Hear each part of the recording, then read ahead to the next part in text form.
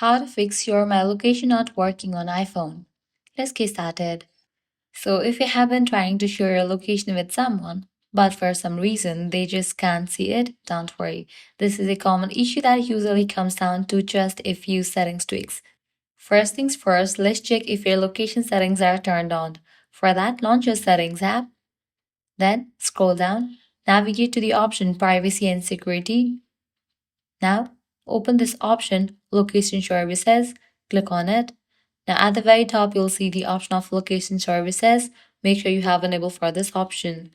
This alone fixes the problem for a lot of people, so try this step out. Still not working? Let's make sure you are sharing with the right people. Find your Find My app. This is the default app in a device. Open it and make sure you have enable location for this app. Check if you are sharing your location with the correct contacts. Double check that you are sharing with the right person or group and everything's set up correctly. If it's still not working, the issue might be with your software. For that, hit back, go to Settings, then open this option General, click on the option of Software Update. If you find any updates over here, just update your phone to its latest version. That's it. Applying a solution, your problem will be fixed.